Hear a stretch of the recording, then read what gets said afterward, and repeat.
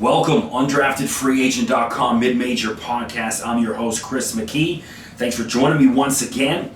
As usual, we're going to start off with the AP Top 25. So last week, the Gonzaga Bulldogs were the number one team in the country.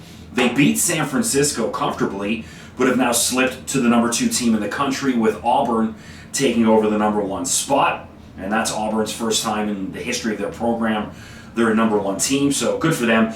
Auburn beat Kentucky this week. I watched a bit of that game, so certainly rightfully so, them overtaking Gonzaga. I mean, the Zags beat San Fran, who San Fran going into the game, I believe, was 15-3. It had a couple decent wins, but watched the entire game the other night, and close game for the first half, but then the Zags just pulled away in the second half. Different gear, which is pretty much what they seem to do in every West Coast Conference game. A couple times last year, they were in it at the half against BYU. I think Santa Clara gave them a game. Pepperdine gave them like half a game at one point, and then they just go second gear, second half, and run over everyone.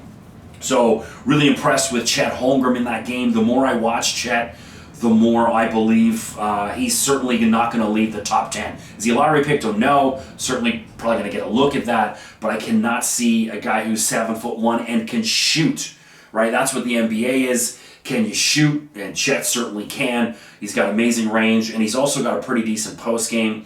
You know, is he Akeem Olajuwon in the post? No, but I think certainly the influence of Drew Timme around him has helped him be able to play with his back to the basket more so than a lot of guys, like him his age. And so Chet definitely growing. He looks spectacular. Drew Timme was spectacular in the game. My guy Andrew Nembhard was spectacular in the game.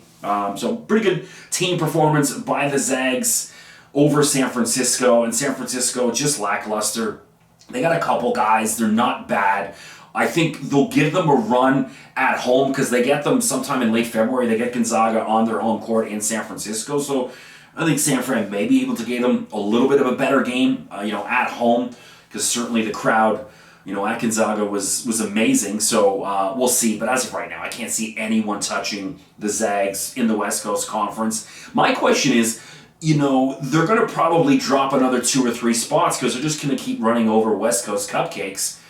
And, will the AP voters, liken some of the stuff, some of the other major program teams are doing to be like, oh, yeah, well, they just beat Kentucky. They just beat Tennessee. So we're going to move them ahead of Gonzaga, So I don't know. I mean, will the Zags be a number one seed come March?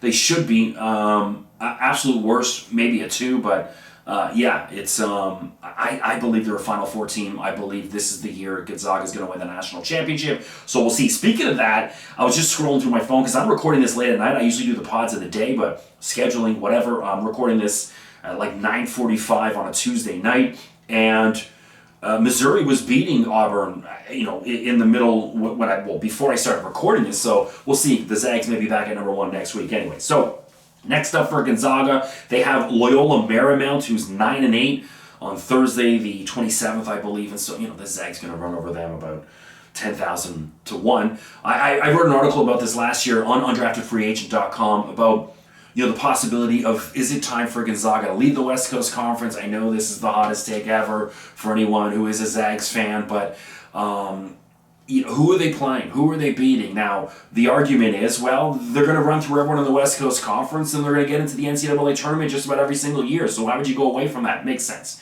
But eventually, don't you want to play with the big boys? Don't you want to, iron sharpens iron, the best against the best?